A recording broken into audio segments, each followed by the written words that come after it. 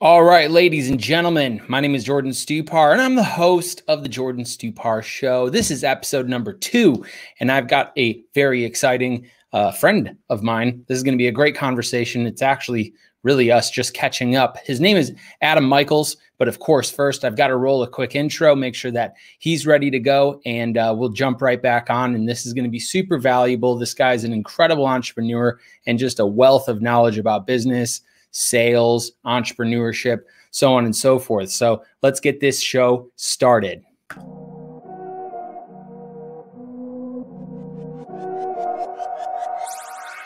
Down, levitate, going up, elevate, watch me demonstrate, on time, never late, I grind, celebrate, no pump, fake, hesitate, I've been scoring every day, champagne, Perrier, since 9-3, been in the box, now stepping up to home, like straight out the sandlot, now I'm plotting on the globe, I work hard, I show love, that karma steady growing, got this far, I go. All right, there he is. I saw you bumping a little bit there in the preview, man. Like planned the whole shout out to Elevate, but there. So anyway, man, it's so cool to join you today. You always put together the sexiest video. All your stuff is just on point. I love it. I really appreciate that, dude. You know, I put a little effort into it, but anyway, guys, this is Adam Michaels. I've known this guy for the better part of a decade at least. I think we go back to maybe 2014 is when I think we actually shook hands down in Miami. Does that sound about right to you? I think I was not working out of my guest bedroom at the time. No, yeah, 100%. I think it's probably a decade. I think it's probably right. Somewhere close to that. And you know, when I met you, I was like 25-ish, maybe, considerably younger, probably had a little bit of a different haircut and certainly a different bank account and skill set. But, you know, I think the thing that kind of connected us is that you were like, dude, game knows game. And I was like, I might kind of be on this guy's level or something. So I felt very invited into your presence, if you will. And so that stuck with me. I think one of the gifts that I've been bestowed from the man upstairs is an innate ability to identify potential and this immediate connection with people. And when I came into contact with you, it was a dynamic interaction. I'm like, that guy's a winner. And I don't know where the rest of this relationship will ever go, but that's a guy that I need to continue to hang on to. And, and I think what's funny is that our relationship has outlasted that relationship and all the things that came from that. And I value it exponentially more, you know what I mean? Same. I think being open, and always looking for talent, because you never know where talent's going to come back in your life. I mean, I think it speaks to being an entrepreneur and being in a leadership role. I don't want to say recruiting, but I'm always trying to fill my world with talent. Yeah, you know what I mean? No, so that you were an easy get. It was oh, that guy. And likewise, dude. You know, I started watching all your. I think it was the Adam Michaels show or something. It was called Elevate. It was called Elevate with Adam. Yeah. And you were always, dude, just dressed to the nines, bro. Out at restaurants, being casual, talking business and sales. I always had always had an attraction to your outfits, your ties and cufflinks and everything was just always dialed in. And now I'm tech entrepreneur. I'm wearing a hoodie and sweatpants. I might not even be wearing pants right now, to be honest. Who knows, man? It's none of anybody's business. But anyway, guys, for those of you guys that are watching or listening to this, wherever you're watching or listening, Adam, like I mentioned, has gone way back with me, and he's an incredibly talented business and sales and entrepreneurial person. And I think back when I met you, you were managing a very large team of insurance agents at Aflac.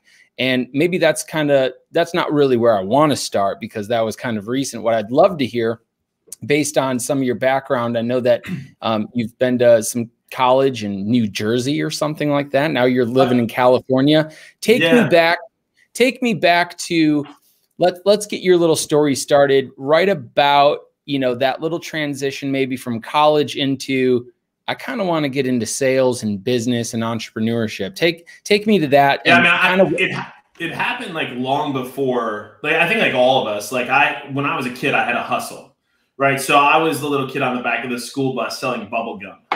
My uncle worked for Tops, like Bazooka, and he used to come home with like boxes of like all of this like Bazooka bubble gum and ring pops and like all of this different candy. And I used to like get in the back of the school bus and I would sell it and I would pocket all the money and then I would go buy baseball cards and trade them and whatever the case was. So I was always an entrepreneur. I got busted in the 3rd grade for dealing pixie sticks and got shut down.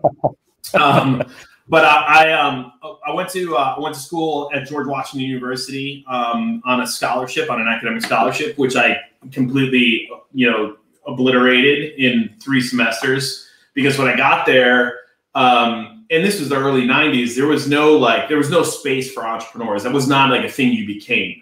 Like you called yourself an entrepreneur if you were a loser and couldn't get a job at a Big 5 accounting firm. Like it was not a cool thing to be. But I understood. I took a course when I was in high school that really taught me what entrepreneurism was, which was accepting risk for the potential reward of opportunity. And so I got to college and I saw all the kids with disposable income and I decided I wanted to separate them from it. I became a nightclub promoter, which didn't really coincide with going to class so much. And and the closest thing I had to a 3.0 in college was my blood alcohol level.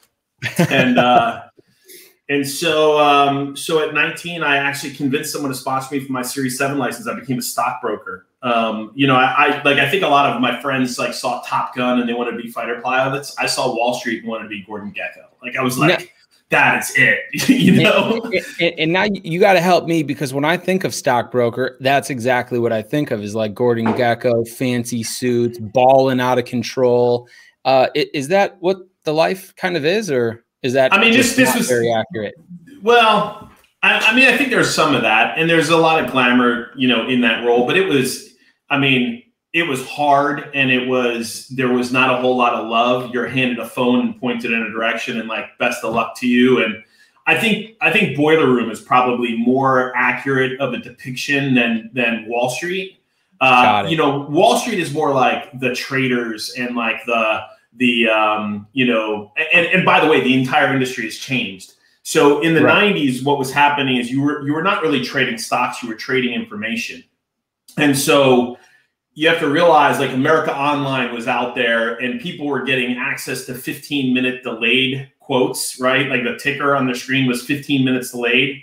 And they thought all of a sudden they had this wealth of knowledge and they could invest their own money. 15 minutes is an eternity. Even when you were, talking to market makers and doing trades on the floor. And so really what was happening at the time was that, the institutions were moving money around and whatever they didn't want, they would give to the transactional guys, me, like the stock jockey, you would be calling someone and telling them a story and trying to get them to give us money. And I did that for a few years, realized I hated it. I was good at it, but I didn't like it. Turning little piles of money into bigger piles of money was, didn't really leave me satisfied. And what I really found was that I liked leading people, and I fell into the insurance business by accident, really as a marketing tool, but learned some really valuable lessons, which is that, the plans that you lay out for yourself, the most effectively, the ones that you really, really focus on are the ones that God laughs at. And absolutely. You know what I mean? Like you have I'm going to go, this is going to be what I'm going to do. And none of that's going to happen. And so I think what I relied on was my nimbleness and my ability to pivot. And I fell into the Aflac ecosystem at 22 years old and grew an agency in the Baltimore, Washington market from 0 to, about 3 or 4 million. And then I relocated to Chicago, closer to you today. And I pioneered the Chicago market. Grew it from 0 to 15 million and about 250 agents. And then I relocated again to Southern California, took an agency that was in decline from 15 million to about 40 million. And then I think when I met you, I was the vice president of sales for Aflac. So I led a team of 5,000 people. We did $250 million in sales. And that's when I started using social media. I started using social media to try and recreate the intimate conversations and dialogue that I had with all of the people over the years that had made me successful. And I didn't know how else to scale it. And so even if you remember, the point of view of that video series was that you were kind of eavesdropping on a conversation at lunch or over coffee. The whole idea of it was intentional. It was to try and create, like, you know, the opportunity for the newbie to be sitting there and like hearing this, like, you know, like wisdom from an elder, you know? And so, yeah, so that's what it was. And that's kind of how I saw it. You know, it was always really good content, and, you know, I got some value from that. But I want to swing back around to something that you said.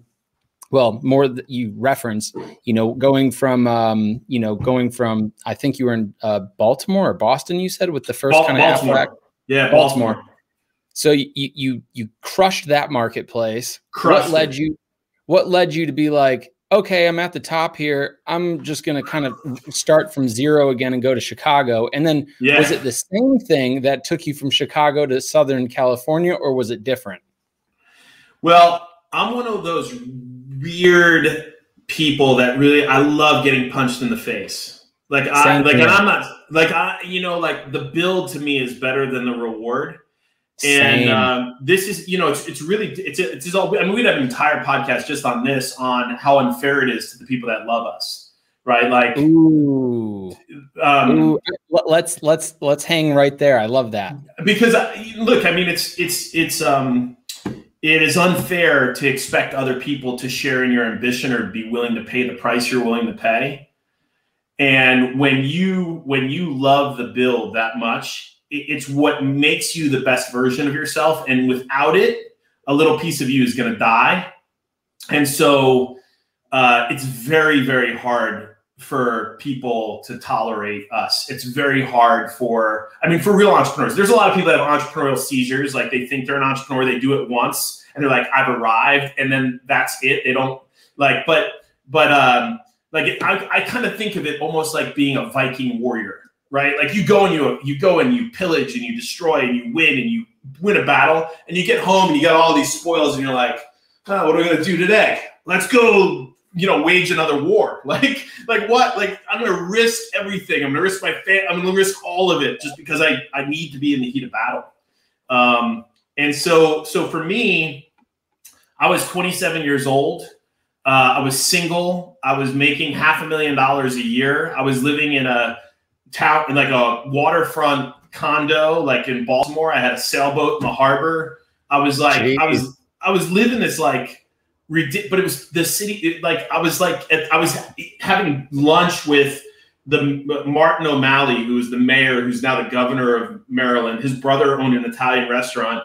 I was sitting at a table. Next to me was Ray Lewis and Tony Siragusa and like the Ravens. Like, I was like one of the guys in Baltimore at the time.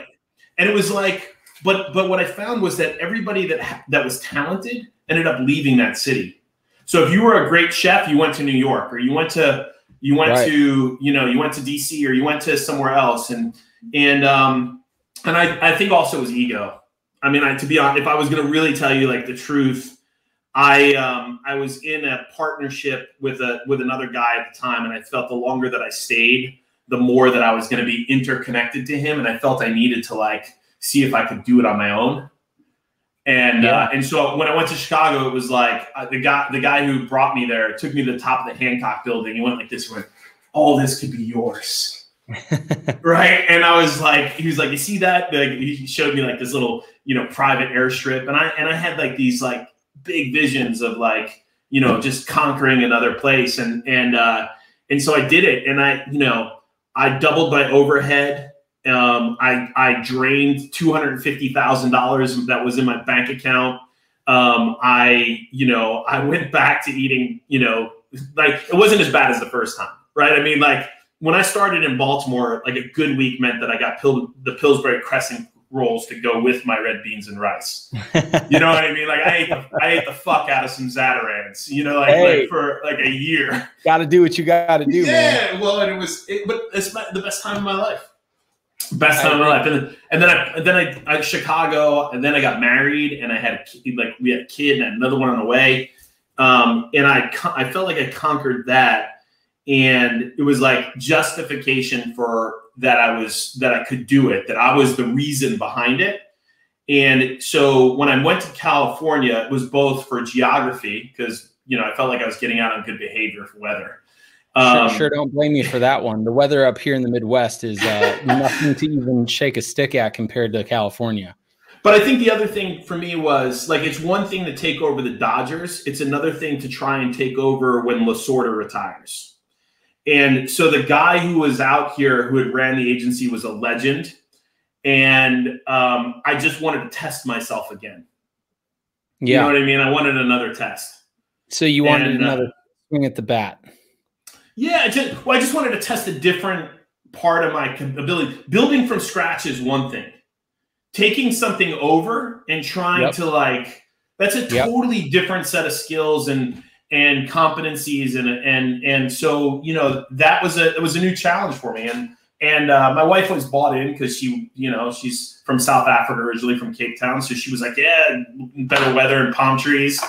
And and so it was just another challenge, but I just wanted to get punched in the face again, just in a different way. I love it. And, I personally really enjoy the hell out of getting punched in the face. I can't seem to get enough of it. In fact, my face, by the time I'm like black and blue, I'm ready to get, another. Yeah, I'm a little older than you. That's why you're eventually, this is what you're going to look like.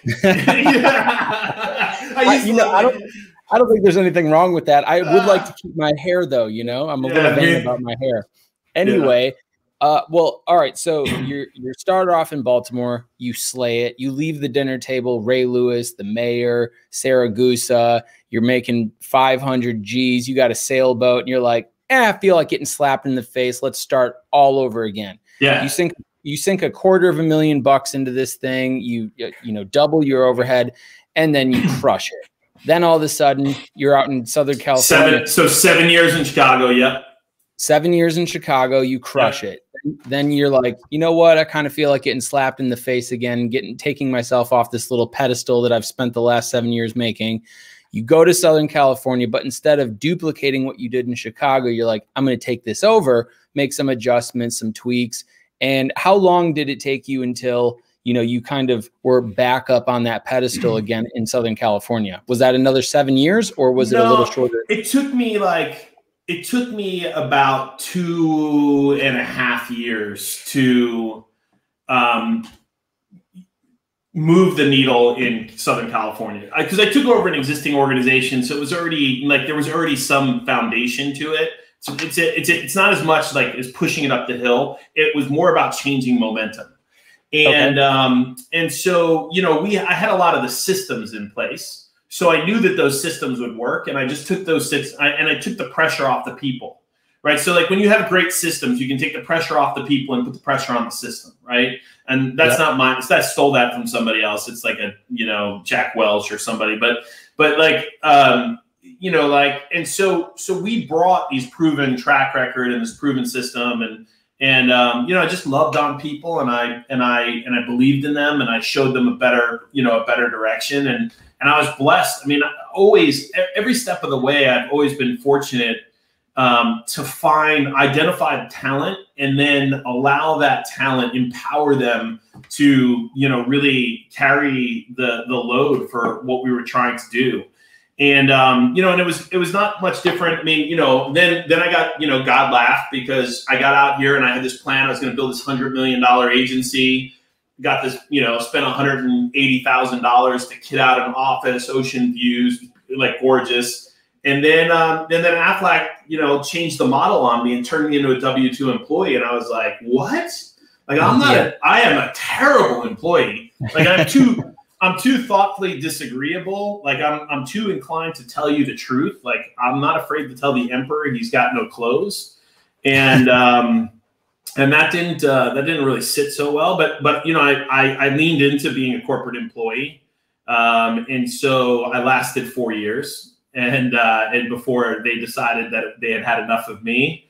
But we crushed it. I mean, we went from 10 years in decline to double-digit increases to outperforming the company, you know, and just exploded with growth and performance. And you know, the best thing that ever happened to me was the decision that it was time to move on. Because I got to step back into being an entrepreneur again and get punched in the face. But exactly, you know, so it's been a journey. I really, really admire all that, and I think that it's funny to juxtapose entrepreneurship and employment. There's just something within me too where it's like, dude, no, I'm not going to be an employee. I can't do it. You know, I would much rather get punched in the face. Yeah, it's not. There's nothing wrong with it, right? Like I think though, if you're an entrepreneur, so two things. If you're an employee and you have an entrepreneurial seizure, you probably will hate the struggle. Like you'll probably get to a point where it's no good for you. Like you're not optimal. Like you need, you know, some people need a safety net. They need to feel that consistency. They can't live in that pressure cooker. And other people, you know, they can't like live in this space where someone else determines their value, or you know what I mean? Like they don't feel like they can be and usually it's not just about compensation. It usually goes way beyond that. The people that have the entrepreneurial seizure think it's about compensation. It's not. And so there's a real value to self-awareness. I think there's people that are great employees that move into entrepreneurism that really aren't good entrepreneurs. And I think there are great entrepreneurs that move into employment. And when you become an employee, it erodes your entrepreneurial spirit. Like no matter what you say about yourself, you start to get a certain level of comfort. You start that, like, I got to be honest with you. I mean, I made, you know, my last couple of years at Aflac, I think I made, you know, I was in the $1 to $2.5 million in income range. And as an employee, right? I mean, I was getting paid really fucking well. Yeah. And, you know, you can get really comfortable with that deferred comp and benefits and like all this other kind of stuff. And, you know, and some people become stuck in that and they start to eat shit because of it. And they stop listening to their authentic self, and it starts to erode it, what makes them great. And I think it's really difficult for companies to exist where they have a cultural environment that really holds up entrepreneurism and entrepreneurs, people that are entrepreneurial in a corporate world where they give them the autonomy and they empower them. There are those unique situations. Aflac was that for a long time. It changed quite a bit over the years. And they tried to manage their way to growth, and you can't do that. You have to influence the growth. You can't manage the growth. You can manage to efficiency, but you can't manage the growth. And, you know, and so, you know, I think that, you know, if you are an entrepreneur and you're in a corporate setting for very long, it'll take away, you know, a lot of the things that made you a great entrepreneur, which is why people, you know, they kind of do it once and they're like one and done, or maybe two and done. And then you see these other ones that are serial entrepreneurs where it's like, you know, like a Viking. It's the best. My next book is going to be called Viking Battles, right? Like it's going to be, you know, entrepreneurism through the eyes of a Viking. And because I think it's like, it just is the only way to explain it, right? You got everything you need. I totally and wholeheartedly agree. And, you know, I think that there's something to be said about what you were saying, you know, making $1 million or whatever. You know, I was an employee at my last job, and back in 2017, I wasn't making 7 figures there, but I was making, you know, 500 a year. And, you know, I think a lot of people look at, you know, the majority of Americans that may consider themselves to be entrepreneurial, many of them are making, you know, 80 grand, 6 figures, maybe 100 grand, 200 grand. And they call those, you know, the golden handcuffs, where, you know, it's pretty cushy. Life is pretty predictable. You know, they keep on getting that paycheck. And, you know, I think you particularly were probably wearing what we may want to call platinum handcuffs, where you're taking $1.2 million home being an employee, but still you weren't feeling fulfilled. And for me, when I was making, you know, $500,000, I knew I wasn't being fulfilled. I was walking into work every single morning, just like, dude, I'm not going to learn anything today. Nothing is really going to happen. That's, you know, a slap in the face. I'm not getting beat up enough to grow. And so that was one of the main reasons I ended up leaving that job. And it sounds to me like similar to you, you're like, dude, I need to kind of get beat up a little bit, because they say no pain, no gain. Yeah. And yeah, I think that discomfort, like there's some, and look, I was finding places to learn and grow. I just really struggled with where bureaucracy got in the way of common sense, right? Like bureaucracy, was constantly, and as an entrepreneur, like, my checkbook's in my top drawer.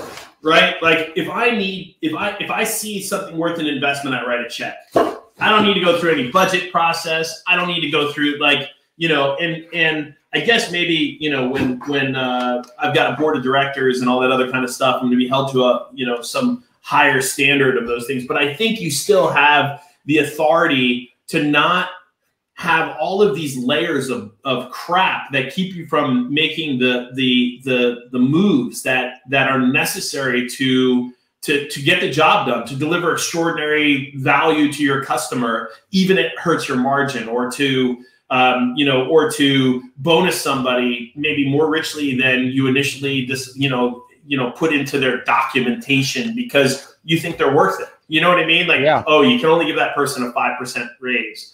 I once had to fire somebody who was responsible for Idaho, Montana, and Wyoming. We called it the bomb, the big ass landmass.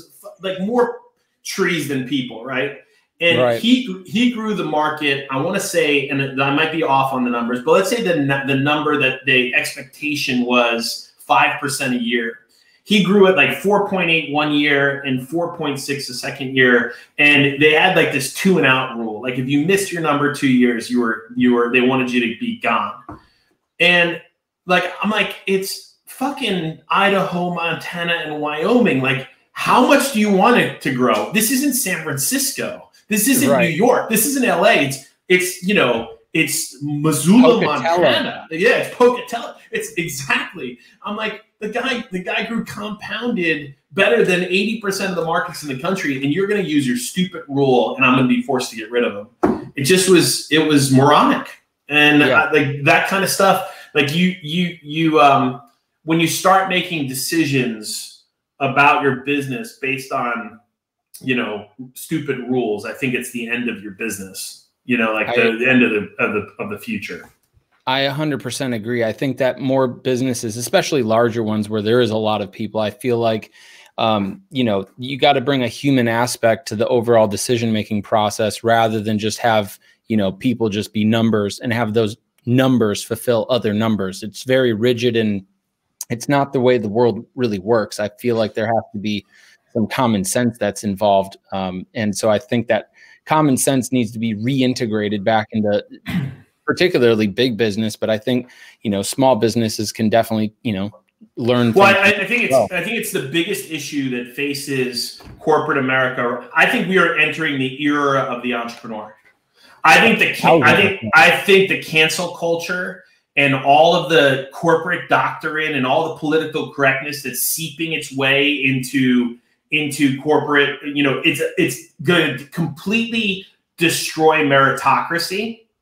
Now, this is to say that I believe diversity is the greatest strategy you could ever have because it brings perspective. And ultimately, if you want to work with the world, you need to have an organization that reflects the world. So let me just say that but it all needs to be a meritocracy. Like if you are filling a spot because it checks a box, you are taking a step towards failure. If you are making a decision because you want a magazine cover, like you are taking a step into your demise. Like your stock value just went down. Today's PR is tomorrow's devastating. And look at every company out there, right? Like I saw something the other day. So, I've not done any research whatsoever on, the law that just was passed in Georgia around voting, where Major League Baseball decided to pull out, and now Coca-Cola and all these other companies are lambasting the state of Georgia for their, the way that they're changing law.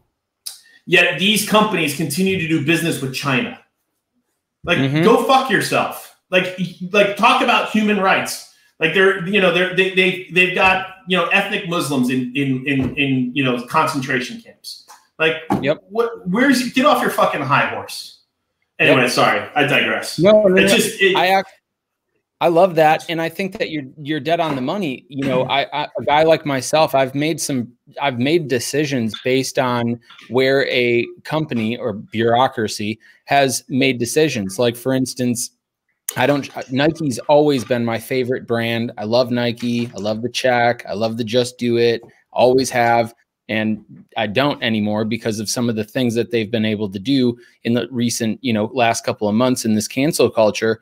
And so, I'm going through Dick's Sporting Goods and it's like, dude, who do I buy shoes from now? Like, I'm not a huge fan of Adidas. I don't really like Under Armour. Nike's always been my go-to. And now it's like, dude, I went and bought some, Adidas shoes and like, I like them and all, but they're not Nike. And that's a decision I've made as a consumer.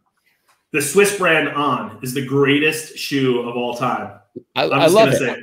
I'm writing it down. They're so great. Cloud whatever is they're killer. I'm writing it down. Yeah. So quick onto this topic, because I loved what you said about this is the age, or we're entering the age of entrepreneurship. I think, and I've been thinking a lot about this based on my own personal consumer, decisions, so on and so forth, and watching little things kind of pop up. If you remember, I don't know, what was it? Probably 15, maybe ish years ago that, basically you had, Miller, you had Coors, and you had Bud basically producing 99% of the beer. And all of a sudden, all those little microbreweries started popping up. And now there's some extremely successful ones based on their value systems of, hey, we want to make a double IPA. We want to do this. We want to make our can like that. And I think that's now kind of spread to a lot of business. And I think it'll be very interesting to see what entrepreneurs are able to pull off by replacing Coca-Cola, making their own type of soda for their own reasons. I think here's the beauty of it, right? Like, and entrepreneurism doesn't give a fuck. It doesn't care if you're black or white or purple or pink or gay or straight or trans. Like, none of that matters. It rewards effort and talent and execution. That's it. That's it, right? So why I think this is the era of entrepreneurism is because we have the amount of institutional mistrust that is rightfully existent, whether it's on politics, whether it's in corporations, whether it's in, pharmaceuticals, whether it's in, all of these people are full of shit. Like, they all have motivations. I watched the most mind-blowing. Have you seen Seaspiracy? I think it's called Seaspiracy. It's on Netflix. It's the story of like the world's oceans and how everything that you believe to be true about, about the environment in the ocean has been a complete lie, right? So, and I'll just give you an example. You know how, when you buy, a can of Bumblebee tuna, it has a little logo on it, right? It says dolphin safe, right? You've always believed, they're concerned about whether or not dolphins are going to be, caught in the nets.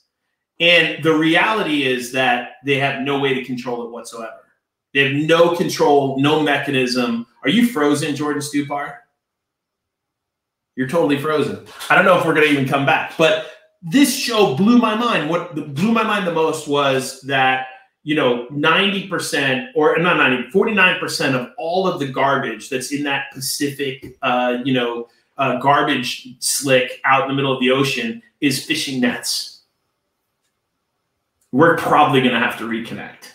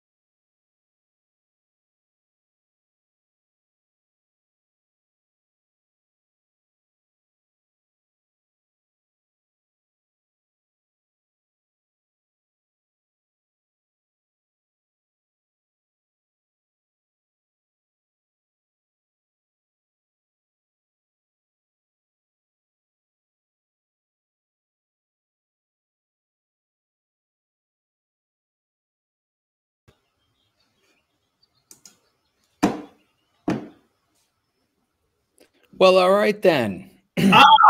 We're back. No, so I think it happened when you were on my podcast too, didn't it? Didn't we like go through like half the podcast and then it took a shit? Yeah. What the hell was that? Like, I don't know. I literally just had somebody out here to change out my equipment because I was getting intermittent stuff. But anyway, dude, like, what a horrible time for it to go out. Because here I am, like, on the edge of my seat. You're like, do you know when you go out and buy Bumblebee tuna? Yeah, like, it's all a farce. The Dolphin Safe logo is total bullshit. Like, they have no way, no mechanism to actually know whether or not dolphins are getting caught in the net. And we've seen all of this like narrative around plastics being the destruction of the ocean, right? And you know, they've outlawed plastic straws in California and forks and sports and whatever. And I'm like, look, I'm an environmentalist. I'm a surfer. Like, I love nature. I stand on the beach and I watch the sunrise and I just bask in God's glory. Like, you know, like, to me, there's nothing more rich or beautiful than that, and it's worth protecting. But then I realized that only 4,000 sea turtles died from plastic last year, and more than 100,000 died in fishing nets from commercial fishermen. And that 49% of the great garbage slick out in the Pacific Ocean, you know, that they talk about, that's all apparently these single-use, you know, plastic bags that I now have to pay 30 cents for a paper bag in California to get my groceries in, that 49% of that trash is fishing gear. And that, you know, like, you gotta watch it. It's mind blowing. Like, and it's the biggest false flag that we've seen. And this is the reason that we have institutional mistrust, is because we are led to believe that it's, you know, human, that we're doing this as you know, and that some action that we're taking is going to change everything. It's this whole, you know, it's the whole, you know, the whole, you know, what did Trump pull out of the emissions thing? What was it? The Paris Accord. Oh, right? Yeah, the Paris Climate Agreement. Yeah, the climate agreement. Like, America is less. Like, we do less damage. Like, we're the best of the best of the best of the best by like exponential amounts, and we're the ones that are held in contempt, right? Like, yeah. You know what I mean? Yeah. Like, so, and again, like, whether you agree with Trump or not, like, just like look at the actual facts and look at the story that's being told. So anyway, my point is this to say is that entrepreneurism, like, we have an opportunity to step in and solve all of these issues. Right. I totally agree. Like racism isn't going to get solved by governments or by, you know, by affirmative action. It's going to be solved by, you know, people of color opening businesses that change the world. It's going to be, you know, changed, you know, government's not going to change the education system. It's going to be wealthy, you know, individuals that have started businesses that decide to invest in community schools and give scholarships. And like, that's how we're going to change things. It's not institutions. It's not government. It's nothing else. And it's left us as entrepreneurs. And that's why America is the greatest country in the world. Like, we're the only, we in our DNA, right? In our DNA is this Horatio Alger, you know, ideal of bootstrapping your way up the class ladder. Right. It's this idea that you know, that our children can be better off than us. And what's happened in this country, and why you see this, you know, political insurgency, why you saw Trump and Bernie, right? Again, I'm not even talking politics, but it's an insurgency. Like, it is a departure from traditional, like, you know, politics, is because for the first time in our nation's history, you know, we don't think our children are going to be better off than us. And the reason is that you know, economic immobility is a thing, because we were taught this model: birth, school, work, death, right? That you could go to college, get a good education, and then, you know, be better off than the next generation. And it's a lie, right? Because the colleges are one of the most depraved institutions that are corrupt out there. Right, and they're backed by government, you know, loans that you can't you know, that you can't get away from if you get a bad one, and so people have been bought into this narrative, and they've been duped, and you know, anyway, it's the conversation I have with my son every single day. Unless you want to be unless you really want to be have a trade. Like my daughter wants to be a veterinarian. That's a trade. You want to be an accountant. You want to be an engineer. Like all those things are great. But you want to be in corporate America. You're going to be working poor. It's not a good place. I totally agree. And that's what I tell, the youth, right? That since I guess I'm getting old, the youth that hit me up on Instagram and they're like, hey man, do you think I should go to college? Or I'm like, no, unless you're going to be a doctor or a lawyer, an engineer, whatever, don't. Or you want to just go and fuck off for a few years, but just don't pretend it's right. more than that. Higher education, and I think too, most people end up, graduating, particularly with a bullshit communications degree, and they think that they know it all. That's what I got my associate's degree in, which is worth shit. But I think they end up graduating. They're like, yeah, no, I'm good. I don't need to read any more books or learn. I'm just going to find a great job that pays me exactly $100,000 a year. Cause that's what society programmed me to think is I made it. And it's just dude, are you providing in excess more than $100,000 worth of value to other people? If not, then, good luck making $100,000. And look, I think there's also something to be said, how much money you earn is just a way to keep score. Yep. You know what I mean? I think if we'd be a hell of a lot better off if we looked at what our contribution to society was, how good we made others feel and how good we ourselves felt. And living in Malibu in a $22 million house on the beach is not what everyone should aspire to be. Most of those motherfuckers are unhappy anyway. You know what I mean? You know what I'm saying? I respect, when you went back to Wisconsin, I was probably the only guy. I was yes, that guy's going back because he's an entrepreneur and he knows it. He knows where his home is. He knows his people. He's going back home. And look, it's all been magic for you. You got your beautiful woman. You got this great, I thought it was such a great move for you. And I know a lot of other people what do you mean? You're going, from Miami. I got so much shade from people that are like, what are you doing, dude? Why are you moving back? It totally made sense to me.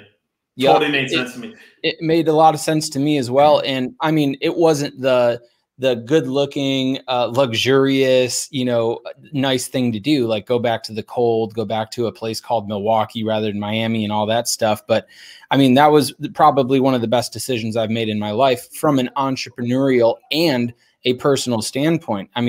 Dude, Miami is just filled with a bunch of pretentious, wannabe. It's super shallow place to live. And it's so hard to find people that are genuine, authentic, or, living their own purpose. And you've got proximity to the elegant farmer in Mukwonago, and you can get a Kringle really easy. So there's all that. That's 100% true. And we got great beer, I can't complain. So no, I love that. Now, I think we're a good transition here into, both of us have both made transitions in our life. We've both kind of been at the top of where we were at, and we decided to, get back in the boxing ring so we could take a couple of swings to the face. I know that, very recently in 2019, you decided to, jump off of what you were doing with Aflac, making a mill to a year, and go all the way back to zero. And tell us about what you're starting up. I'm actually this month, I'm going to take a paycheck for the first time in 3 years. No way. So it's congratulations. Good. Thanks, man. So in simplest terms, we're reimagining the way our industry benefits people. The employee benefits world has been broken for everybody. It's interesting. It's called benefits, but it really doesn't benefit anyone.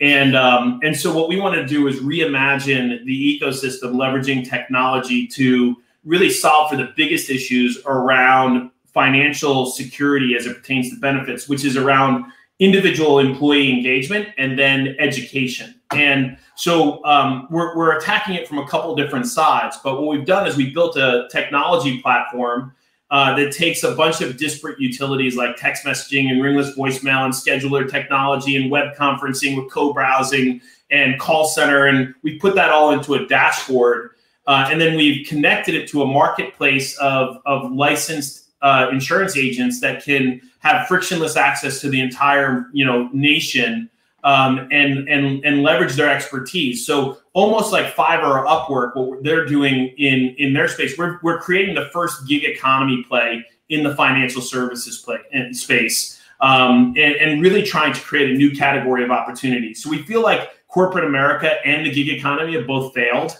entrepreneurs. So those people that don't necessarily, they lack the capital, the idea, or the know-how to be an entrepreneur.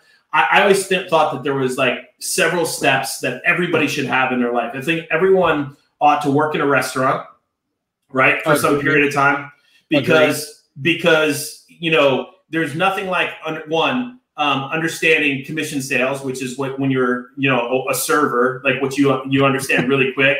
But also the difference between the back of the house and the front of the house, what's going on, the shit show that's happening behind the door, and then what your customer experience is are two entirely different things, and balancing that. And you also get to see how crappy people are. Like people just in general are shit. So it gives you a great perspective around service. The other thing I think everyone should be is in commission sales, because I think to be in a situation where you understand that you eat what you kill, understands how a company assigns value to what you do, right? My hope is that Enrollify and being a benefit guru inside of our ecosystem will be the third step in everyone's journey. Our intention is not for people to come here forever. It's for them to, when they leave our ecosystem, to say that was an unbelievable place to start. We think that there's a better alternative than turning your car into a taxi cab or into a food delivery service to make ends meet, and still be able to have the flexibility, the wanderlust, the ability to pursue things that you want, and learning about financial wellness and insurance and all those types of things can come inside of our ecosystem. So we're kind of like, if I were going to break it down in simplest terms, Americans spend about $20,000 of their money and their employer's money every single year on their employee benefits, right? If you spent 20 grand to kit out that brand new house of yours with technology, video, screens and doorbells and all this other technology, there's no way you would try to install it on your own with a web portal and a handbook, right? You'd have Geek Squad come out, they'd install everything, and they'd hand you a remote control and say, here's how you use it. We are Geek Squad for employee benefits, right? So it's kind of Uber meets Geek Squad for employee benefits. That's a good explanation. Well, the rest of it probably was totally confusing to most people, but but in the simplest terms, people don't, when decisions have gravity because of complication or cost or the implication of making a bad decision, they're paralyzed and they refuse to use technology. And so what we're doing is using technology to link them with credentialed subject matter experts that can hold their hand through the process and really help them get it right. I adore the way that you just said that. And, with what I do with sales training, I work with a lot of people that are either in P&C or health and life insurance. And I always tell them, the number one reason why you're struggling to, one, find people to talk to you, or two, get people to make a decision is because most people, the vast majority of Americans, understand what insurance is, but they have no damn clue what they're actually paying for, what coverages are what all that means. And so what I always tell them is that you have to be way less of a salesperson and way more of an educator. You need to be a teacher. And so what I love about what you said about taking that expertise, taking that person that doesn't know a whole lot, and then putting them together, ultimately the business that you're creating is helping normal everyday people get in touch with somebody that cares enough about them to educate them about what it is. Exactly right. So they can receive the benefits that they're actually wanting and needing.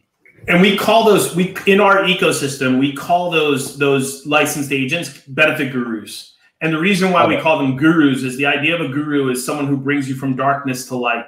It's an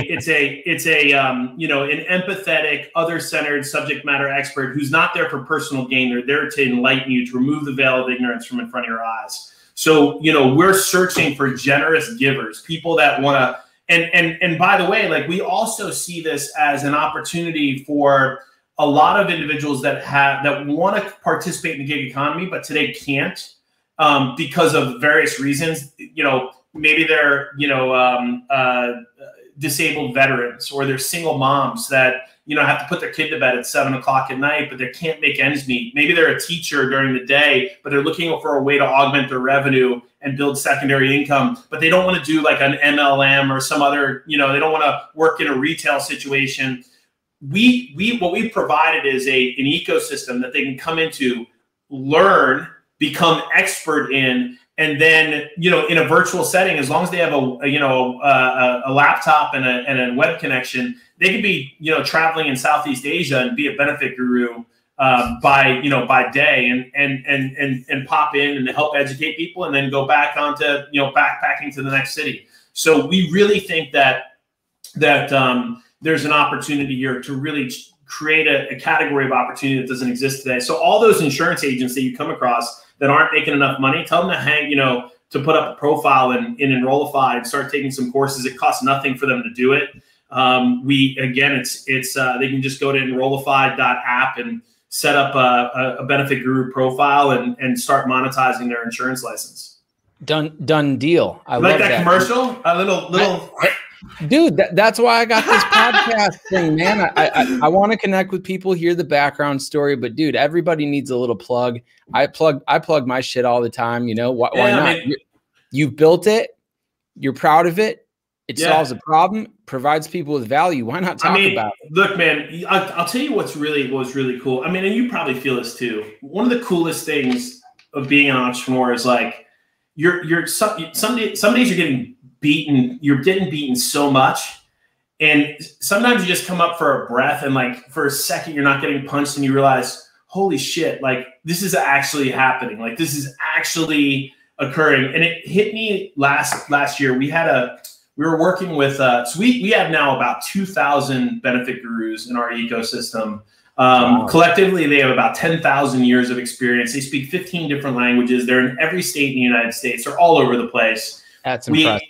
Last year, we helped about 150,000 employees navigate their benefits. This year, we'll get close to 1 million educated, and going up from there. But last year, in the middle of the summer, we had a large union case up in Oregon, and there were grocery workers. And in the height of COVID, grocery workers are on the front line. Right? There's people that are dying. There's people that are getting sick. They're fearful. And then add on top of that, in the middle of this education that we're doing for this population, half the state of Oregon was on fire. Right? So 30% of the population was evacuated from their homes. And we have a Slack channel with the gurus that we're trading back and forth. And one of the benefit gurus just put a note in there. It was something like, today I have so much gratitude because I just sat on the phone with a woman and I just cried. She just cried about how she felt all alone, and she was so scared about all this stuff that's going on. And I just realized how important it was that we were there for people, just to be there to help them through the process. And I was like, it was like touchdown. I was like, we're not just benefiting people, we're benefiting humanity. Like, and that's, So I think ultimately that's the driving force for I think it should be for every entrepreneur that they're doing something that is significant and impactful. And at the end of the day, creates just a little bit of gratitude and a little bit of appreciation, brings a little bit of God's light into the world. I love it. And I think a good takeaway for anybody listening, watching is I think we're both in full alignment with that point because, dude, I love getting paid. Getting paid is awesome. Having bank account grow, being able to do nice things is awesome, but it's not as awesome as when I can watch somebody else do it based on what I was able to help them accomplish. That's what really makes me wake up in the morning. It's like, dude, who can I help today? Like, I have so many different types of clientele that are like, I've never made $4,000 in a month before. And they work with me, they work, and we go through these struggles and stuff. And all of a sudden it's like, dude, I made $70,000 last month. And I'm just like, I know what that feels like. That changes everything for you, And, there's nothing better than that. And for your end, it's like, dude, just listening to some woman in Pocatello, maybe, that is just going through a hard time. Like, that's such a difference maker. And I think you would probably value that maybe above some of the money that you're making. Yeah, I mean, you know, I'm certainly not doing it for money right now because, like I said, it's been 3 years. You haven't even gotten a paycheck yet. Yeah, but you know, listen, I think this is the big. I think, you know, I mean, I think we're all in this situation, but I think this is the big one, right? I think this is you know, a couple $100 million potential exit at some point down the road. You know, and so, but by the way, when I get done with it, like whenever that is, like, and I'm trying to build something great, so I don't even have like this idea that I'm going to exit in like a certain period of time, but I know it's going to end up happening. I'll kick back for like 6 minutes and I'll be like, Viking, like face again. Where's the next village to pillage? You know what I mean? Like, right. I don't know. It's just how we're wired. So I love it, dude. Well, and don't forget about the little guys like me out there when you finally exit for, you know, 700 mil or something like that, you know. Yeah, man. Well, we'll go to Germany and we'll drive some of those Porsches. All right, dude. That's a deal right there. I love it. Listen, man, as soon as it's not just me and you know, the other early folks out here selling, I'm gonna have you come and train my whole sales team because you're one of the best in the biz. There we go. I would appreciate that opportunity. You know, and by the way, like, able to help. You know what else is really cool is what I love, and I, you know, what's so cool is even though we don't talk that often, I follow you, like, you know, and as little as I'm on social media anymore because it's just so detestable. That's why I stopped putting out content. Like I just didn't want to. I was tired of all the guys standing in front of a Lamborghini, you know, that was like borrowed. That's so yeah, that sucks. Trust me, it's terrible. It's terrible. Yeah. Like to differentiate, but. I thought I found such joy in your closing cards, like because you stumbled across that, and that's probably been like a cash cow for you, right? I honestly am. I still look at the numbers, and I'm like, how the hell did this even happen? Because yeah, it was just a random idea, and what's more is like it's cool that they're blowing up, but like, dude, I personally sit down for at least 2 hours every day to just I'm lead genning, but you know I get feedback. And 99% of the people I call on are like, dude, these are badass. Can I buy some more? Like they're actually moving the needle for people. It's just like, it's a win-win. And that's the best thing for an entrepreneur. You know, it's like such a simple concept. And like, so right. Like remedial, like, it's like, so dumb. It's so dumb. But it's brilliant. I mean, it's brilliant. It's not as dumb as like the 30-second dance party I have on my 30-second dance party. I mean, you know, so that guy's making millions, right? I mean, unbelievable. So it's you know, but everyone should have one of these, by the way. This is a shameless plug for the 30-second dance party. I'm writing that one down. It's like some German guy, and you know what their advertising says. 50% better than the 20-second dance party. That's some badass marketing right there. It's so funny, right? It's like Dieter or whatever the guy's name is, like announces it and you get into it. But anyway. I love it, dude. Well, unfortunately, after that little Wi-Fi thing, that ate up a little bit of time. But, dude, I've had an absolute blast chatting with you. And unfortunately, I got to get going on to the next thing over here. But before we leave, of course, I want to ask one last little high-level question, some nuggets, some flames, some fire over here from Adam Michaels. What is the number one takeaway, the number one nugget, the number one thing that you've learned throughout your entrepreneurial journey, your, you know, little employer, you know, tenure there at Aflac? But what would you say is the number one thing that's contributed to your overall happiness throughout all of the chaos, all the ups and downs? Not success. We know that you've had success, but the happiness that you've been able to find throughout. It's kind of like a two-part thing. So, because they're interconnected. The company, the organization with the best team wins disproportionately. And part of having a great team is being able to work with people you like. And so I have a no asshole rule. I don't work with assholes. I don't sell to assholes. I don't maintain relationships with assholes. Like the minute that you eliminate those, like the most liberating thing you can ever do is fire somebody from your life.